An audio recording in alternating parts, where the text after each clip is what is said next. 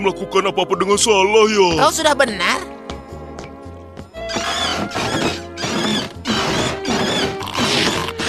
Hai Bung, kau ini dari kota bodoh mana? Coba terus, Patrick.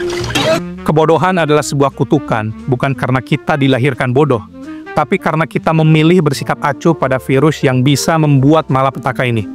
Kata-kata ini bukan untuk menyalahkan siapapun, tapi untuk mengajak kita bersama melihat ke dalam cermin dan bertanya pada diri sendiri. Kecerdasan bukanlah angka yang mutlak, melainkan potret dari perjalanan sebuah bangsa dalam memahami jati dirinya. Dan beberapa waktu terakhir, publik kembali dihebohkan dengan klaim bahwa rata-rata IQ dari masyarakat Indonesia hanya 75. Angka yang terdengar sangat menyesakan, sekaligus membangkitkan rasa penasaran kita. Dan jika kita menelusuri sumbernya, data ini merujuk pada riset klasik dari Richard Lynn dan Tato Van Hanen dalam bukunya yaitu IQ and the Wealth of Nation tahun 2002. Dan versi awal studi ini mencatat bahwa rata-rata IQ masyarakat Indonesia di angka 87. Namun, seiring penyebaran yang tidak utuh serta pemahaman yang tidak kontekstual, angka itu bergeser menjadi 75 di berbagai platform publikasi, termasuk World Population Review. Dan perlu dicatat bahwa metodologi riset ini banyak dikritik karena kurang mempertimbangkan faktor-faktor penting, seperti latar budaya, terus kualitas pendidikan, hingga ketimpangan ekonomi yang termasuk kepada hal-hal yang sangat mempengaruhi performa kognitif dari seseorang. Namun, di luar semua perdebatan soal akurasi itu, pertanyaan yang lebih pentingnya adalah, jika memang ada peringatan di balik angka itu, mau kita apakan? Apakah kita akan diam saja dan menerimanya? Perlu diingat bahwa kecerdasan itu bukanlah sebuah warisan, melainkan hasil dari proses yang panjang tentang bagaimana bangsa ini mengelola pendidikannya, merawat gizinya, memupuk rasa ingin tahunya. Maka, pertanyaan kita bukan lagi soal berapa IQ kita sekarang, tapi bagaimana caranya agar generasi berikutnya bisa melampaui kita. Inilah saatnya menjadikan angka itu bukan sebagai vonis, tapi sebagai kompas untuk menuju arah yang lebih tinggi lagi ke depannya.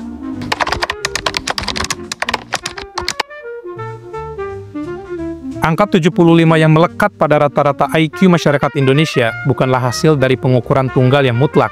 Seperti dijelaskan sebelumnya, ia berasal dari buku IQ The Wealth of Nation karya Richard Lynn dan Tato Van Hanen tahun 2002, yang sebenarnya mencatat bahwa IQ masyarakat Indonesia itu di angka 87. Namun seiring waktu, angka ini dipotong, dipelintir, dan dikutip secara bebas tanpa konteks hingga muncul di berbagai artikel populer dan infografis media sosial sebagai framing IQ 75. Angka yang lebih sensasional tapi jauh dari prediksi akademik. Yang jarang dibahas adalah bagaimana angka tersebut bisa diukur. Banyak ahli, termasuk psikolog dari American Psychological Association, menilai bahwa tes IQ lintas negara itu tidak bisa berdiri sendiri tanpa mempertimbangkan faktor budaya, bahasa, dan sosial ekonomi. Tes yang dirancang di negara maju tentu akan memberikan hasil yang berbeda ketika ditetapkan di lingkungan dengan akses pendidikan yang sangat-sangat terbatas. Dalam banyak kasus, rendahnya hasil bukan mencerminkan kapasitas intelektualnya, melainkan minimnya fasilitas untuk bisa berkembang. Makanya, yang perlu kita pertanyakan itu bukan hanya berapa IQ-nya, tapi bagaimana cara angka itu bisa dihasilkan, dan mengapa ia dengan mudah dipercaya sebagai cerminan dari diri kita. Tanpa kita berpikir kritis, kita bisa terjebak dalam narasi yang melemahkan semangat kita. Padahal konteksnya jauh-jauh lebih kompleks daripada itu. Dan framing yang keliru dapat membuat bangsa ini ragu pada potensinya sendiri, bahkan sebelum diberi kesempatan untuk bisa membuktikannya.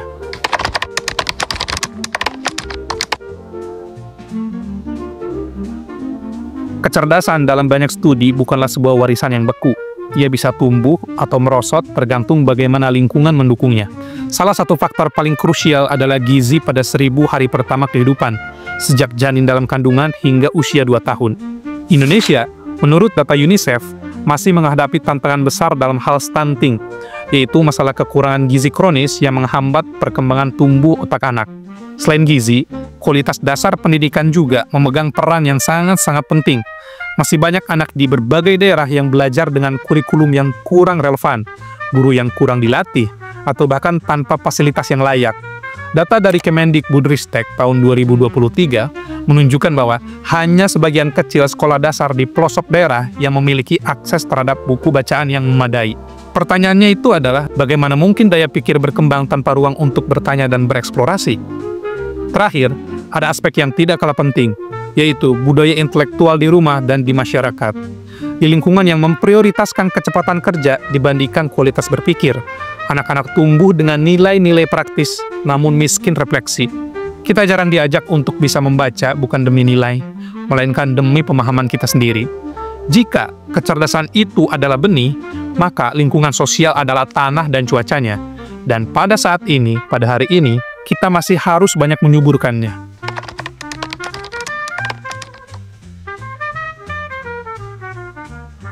Beberapa dekade lalu, Korea Selatan sempat dianggap memiliki skor IQ yang rendah, sebanding dengan negara-negara berkembang lain.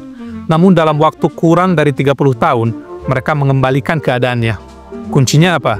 Kuncinya adalah investasi besar-besaran dalam pendidikan, teknologi, dan budaya baca sejak usia dini. Kini skor IQ dan performa pendidikan mereka termasuk yang tertinggi di dunia, dan itu bukan keajaiban, melainkan strategi yang konsisten dari negaranya. Contoh lainnya datang dari negara Vietnam, negara dengan sejarah panjang konflik dan kemiskinan. Namun, dengan reformasi pendidikan menyeluruh, pelatihan guru yang intensif, serta pembelajaran berbasis pemahaman, mereka berhasil menempatkan siswanya sejajar dengan negara-negara Eropa dalam tes internasional seperti PISA. Dan semuanya itu dicapai tanpa harus menjadi negara kaya terlebih dahulu. Mereka menjadi lebih cerdas karena membangun pendidikan yang kuat. Oke, jadi perjalanan ini membuktikan bahwa IQ itu bukanlah nasib. Ia bisa ditingkatkan asalkan ada kemauan politik, investasi sosial, dan kerja kolektif. Jika negara-negara lain bisa, maka kita pun pasti bisa. Tapi syaratnya itu satu, berhenti menyalahkan masa lalu dan mulai menyusun strategi masa depan.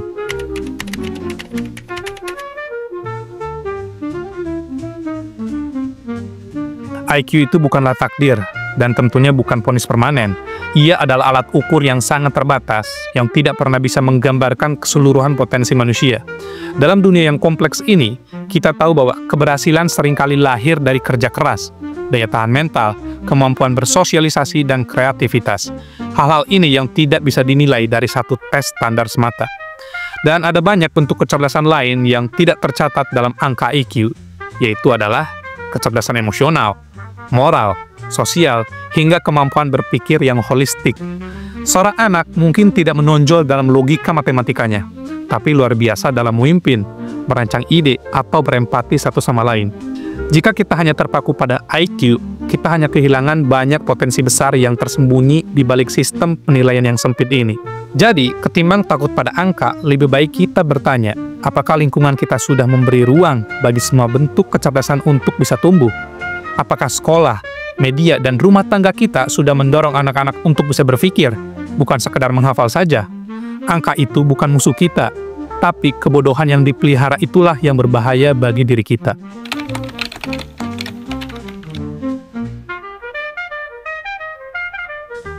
Kita hidup di zaman ketika akses pada informasi tidak lagi jadi persoalan utama, tapi kemampuan memilah dan memahami informasi itulah yang menjadi krisis. Ironisnya, di tengah semua fasilitas digital dan kemudahan belajar hari ini, banyak dari kita justru terjebak dalam budaya instan, malas berpikir, dan terlalu cepat untuk merasa puas. Kita hidup di negeri yang gemar viral, tapi ogah menggali substansinya. Masyarakat yang lebih sibuk memperdebatkan gosip selebriti ketimbang memperbaiki kualitas pendidikan anaknya sendiri. Dan disitulah kritik ini harus diarahkan, bukan hanya pada pemerintah atau sistem saja, tapi pada kita semua, pada orang tua yang tidak mau belajar mendidik, terus pada anak muda yang rela habis waktunya berjam-jam scroll TikTok tapi enggan baca 2 halaman buku, terus pada kita yang marah soal data IQ rendah tapi enggan memperbaiki pola pikir diri kita sendiri. Kebodohan hari ini bukan karena kita tidak mampu belajar, tapi karena kita terlalu nyaman dalam ketidaktahuan. Namun kritik ini bukan akhir dari cerita semuanya. Justru dari kesadaran pahit inilah kita bisa mulai membangun perbaikan. Kabar baiknya, perubahan itu tak selalu harus dimulai dari sistem besar. Ia bisa lahir dari rumah, dari komunitas kecil, dari satu orang yang memilih untuk belajar lebih banyak, berpikir lebih kritis, dan bertindak lebih bijak.